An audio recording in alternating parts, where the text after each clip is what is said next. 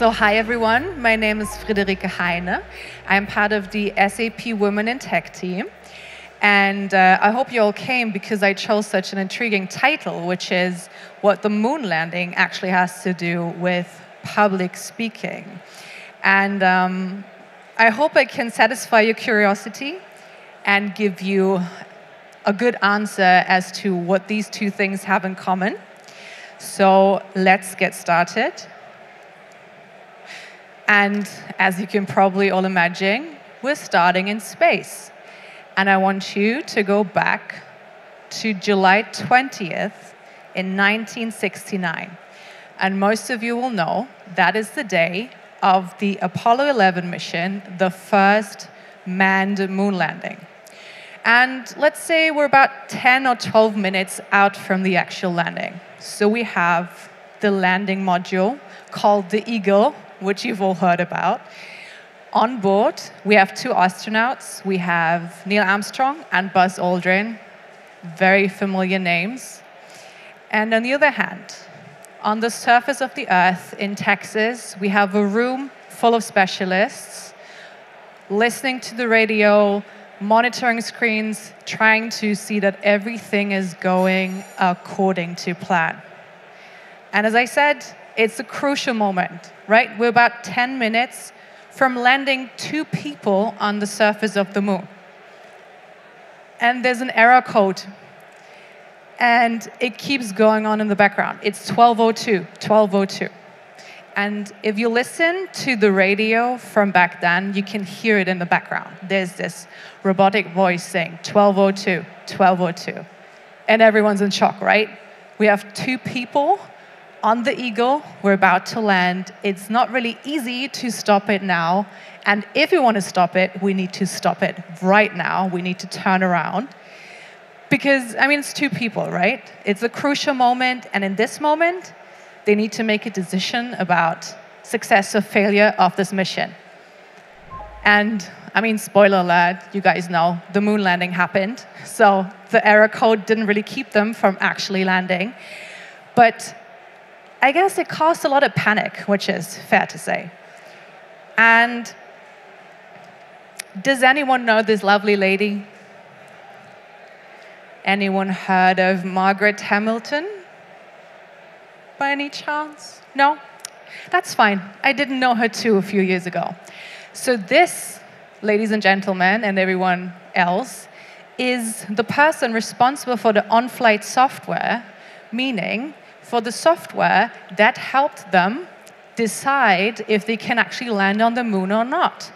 Because, to sum this up real quick, I don't want to go into details, they had put a switch in the wrong position in one of the previous checks, which meant the computer was calculating more than it should and didn't have all of the resources it needed for the landing. And with that software that Margaret Hamilton developed, they could actually figure out quickly what it was and landed these 2 safely on the moon. And now you might be wondering, so what does this have to do with SAP Women in Tech?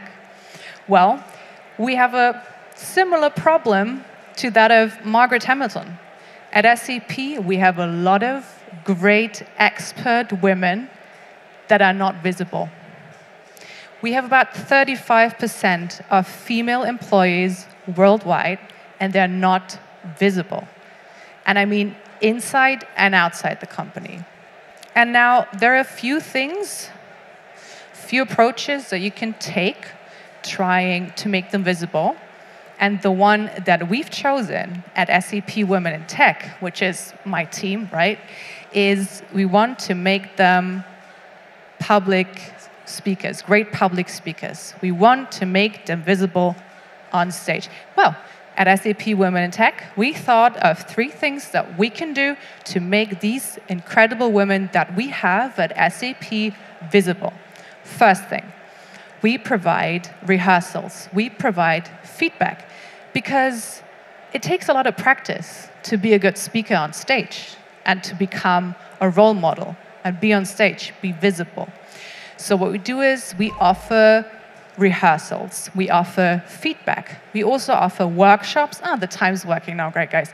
We offer workshops in which they will be provided with feedback on their presentation, their storyline, the voice they have, also the kind of way they articulate themselves, because all of this is what makes a great presentation. And we also look into something that many people might miss, which is what is happening inside of you. I can tell you, I was excited to go up here, but I was also anxious. I'm sweating profusely, which is why I'm wearing this cardigan, so you can't see the sweat marks underneath my arms. And I'm short of breath because this is a very exciting experience. So the beliefs we have in our head, what we think about ourselves, are very important as well when thinking about what makes a great presentation. So say I came up here and I was firmly believing that what I have to say is not of interest to any of you. That's the worst possible condition, right? I'd be here like, oh my God, they don't want to listen to me. They hate what I'm saying. Oh my God, I shouldn't say anything.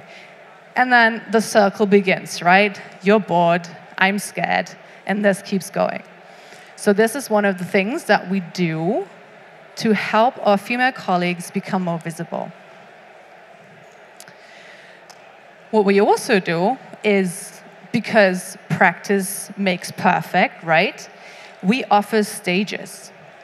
We put together events, virtually, of course, because SAP is a huge company. We have more than 100,000 employees all across the world, and we offer virtual but also on-site events. They can practice, they get exposure, and a lovely side effect is that we get to see the most incredible things that our women do at SAP. I've learned about the craziest and most interesting projects and products that our colleagues work on. And of course, we also get a lot of support from our male colleagues and everyone else. It's not just women, because we need support from everyone. We try to include everyone. Right, that's number 2. And number 3, we, of course, have a network, as all the bigger organizations. And so it happens quite frequently that someone will come and reach out to us, say, I have this event coming up. I need someone who's a specialist, an expert on, say, AI or a specific product. So we can tap into our network and find a great female speaker to give a talk, and then be visible, be exposed to the world, be exposed within the company, so we can show the great women that we have. So, Women Tech is all about SAP Women in Tech. Sorry, because I'm from SAP. Is all about making the great experts that we have visible. And I'm guessing, most of you will be wondering now, so how can I become an expert at SAP? Because it sounds kind of cool, right? Worry no longer. My first question in here would be, who is from a technology background in terms of IT? That's quite a few. But that also means we have a few people with a non-technical background. Can I just check the other hands? Oh, it's 50-50, that's great. So another question, and the answer is not as obvious. Do you guys have a guess what I studied, what my degree was in? I'm not going to be offended. Just say anything. No one? Really? Yes. What do you think I have a degree in? What do you think I studied? You raise your hand. What do you say? I'd love to. No. I have a degree in art history and economics. And interestingly enough, that is nothing that can keep you from working at SAP. So I did my degree in Heidelberg. I focused on sculptures in France for my bachelor thesis, which was incredible. I loved the time. I loved the content of it. And I tried working in all like the normal fields, so to say, for an art historian. I did a gallery, I did museum, I did auction house. And I never really felt at home for some reason. So when I decided I was going to do my master's, I thought, I need to find something I can probably work in afterwards, right? Because the one thing that keeps you up at night if you're a student is, how can I find a job? What am I going to do with myself? What skills do I bring? Who's going to value them? So I did my master's degree in a little subject called transcultural studies, which again, I focused on art this time. Contemporary art from Tibet. I know it's very specific. Also loved it to bits. And while I did that degree, I decided it was time to look into the working world and see what's out there. And that's when I actually did an internship at SAP in Waldorf, because I did my degree in Heidelberg. And Waldorf's right around the corner, and I thought, well, what could I possibly do with the skills I have? Marketing. So I did an internship in marketing. Afterwards, I was a working student. Then I was a working student also in marketing in a different company. It was always digital marketing. And when I finished my degree in 2018, I was like, well, so what options do I have now? Where should I apply? And one of the most obvious things was actually going back to SAP, because I kind of liked it. It was nice. People were friendly. It was an interesting company. And at that point, I felt that you need to be in the software industry to define the future, because it seemed so essential to me without even knowing the specifics. So I applied, and in 2018, I started as a product manager in development for one of our products that has now been renamed to Business Technology Platform. I know, it's a mouthful. So that's my story. That's how I ended up here. And of course, from development, I moved into what I'm doing now, which is SAP Women in Tech. I'm a project manager. I organize events. I work on communications. I go to fairs such as this one. I tell the world what we're doing. I tell the world it's a great company. And what I'm actually trying to say is we also need software engineers, of course. But we also need a lot of people that don't have a degree in IT or in tech. So what I want to say is I really would love to encourage all of you, apply for positions in the software industry, apply for positions with SAP if you're interested in that, no matter what background you have. Because everyone brings valuable skills to the table. And we would be a very sad company if we only had people with an IT background. Because I think the variety is what makes it such a great company, that we have many people with many backgrounds and many different competencies. Also, if you look at a job description and you're like, whew, I think maybe I can do 50% of what they require, maybe 60, still apply. Do it. The person they're describing in that little box, the job application thing, doesn't exist. It rarely ever exists. We want to see who's behind, the CV. We want to know the competences you bring. And I want to encourage all of you, apply for that job that you think you might not be suited for. Of course, don't apply to be a medical practitioner if you have a degree in biology, or maybe, legal.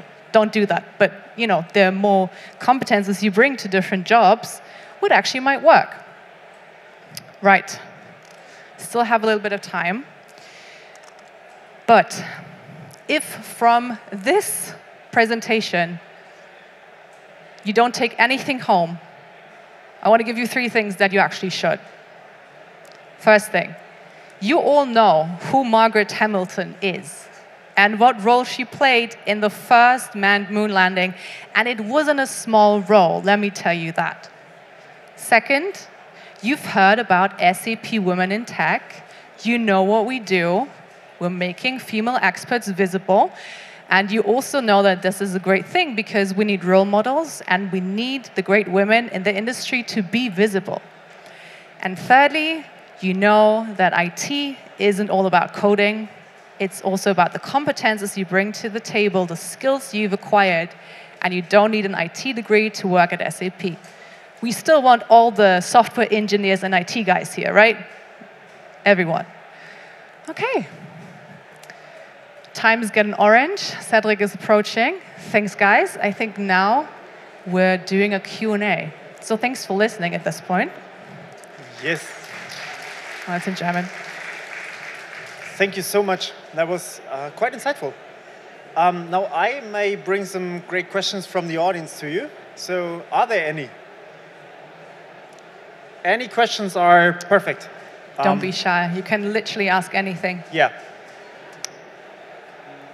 You can even ask in German if that's... Yes, if there's a language barrier, please feel free to ask in German. All right, then I'll start with your one questions. Question. So you basically said you studied and then you just did a full reorientation.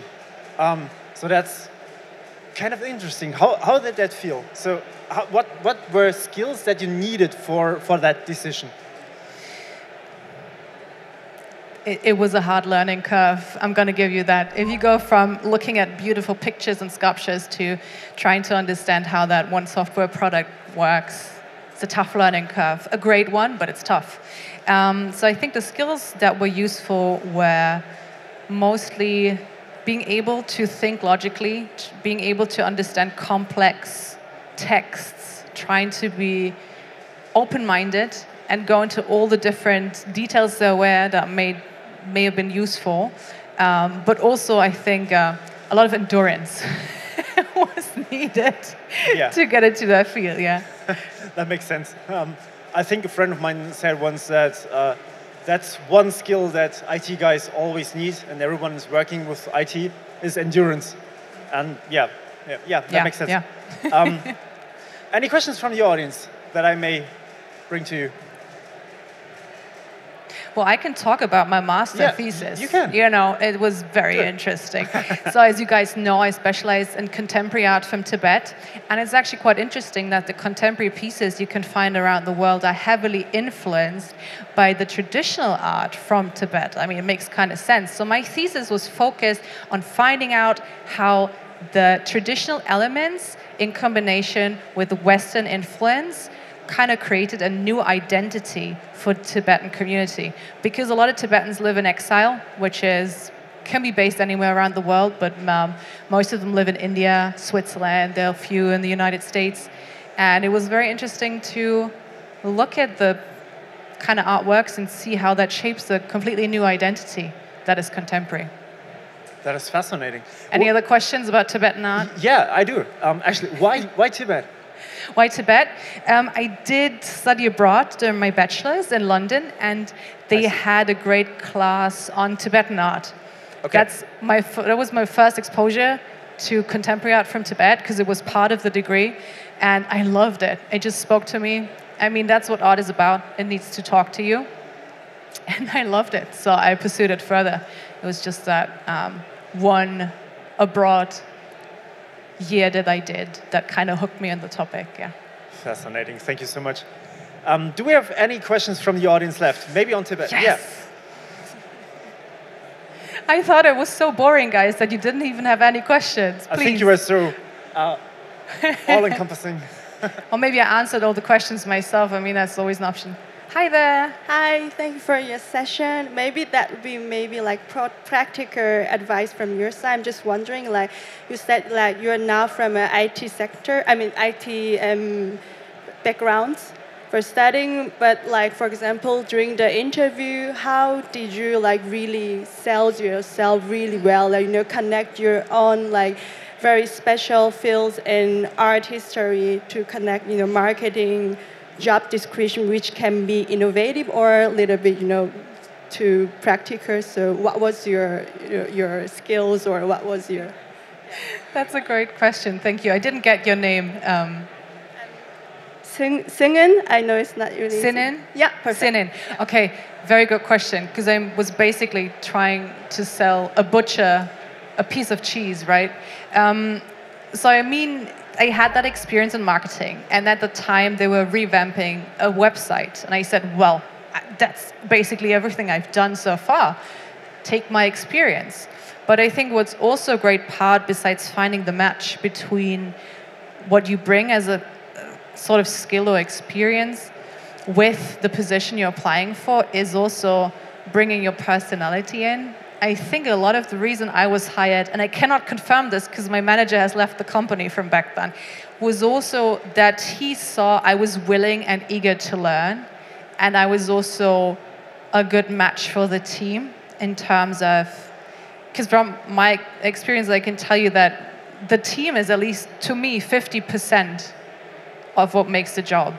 You want to like the people, you want to be able to rely on them, you want to have a great working atmosphere, because no one likes a toxic work environment, right? So I think that was also part of it. So on the one hand side, showing who you are and what you bring. Don't pretend, I don't know, you know Arabic fluently, and then they'll find out anyways. I mean, be yourself, try to show that you're interested and that you're willing to learn. And then find the things that you can actually match. Because whenever I applied afterwards for a position, I would list up the bullet points they gave of skills, and I would look through my resume and think, when have I done something that could be useful? Because then you make your argument for yourself. You're like, I've done this, I've done that. I worked in marketing. I'm a great communicator. I have a great eye for visuals because I literally studied pictures and sculptures and paintings for years and years. So I have a great visual eye. And that may be a good reason to hire me. So I think these are the things I would recommend. Also, yeah, really be yourself. Nothing's worse than someone who's really like not trying to be themselves. So yeah, thanks for that question. There was another one. Yeah. The same question? All right. Okay. Did I answer it to your satisfaction? Okay, well, there you go. Anyone else? Any other questions? I will come to you. You don't have to come to me. I mean, if it's too public here, I'll be around at the booth W3 with my colleague if you want to ask more intimate questions. That's also a way to go, I guess. That's also a way, yeah. Thank you so much for your very interesting and insightful presentation. Yeah, thanks for having me. Very fine. Thanks for listening. And yeah, you are the entire time at your booth? Yeah. Which is I don't even have time to go to the restroom because there's a long queue of people and I don't want to disappoint them while being, not present. So yeah, I'll be there. Perfect. Thank you so much. Thanks, everyone.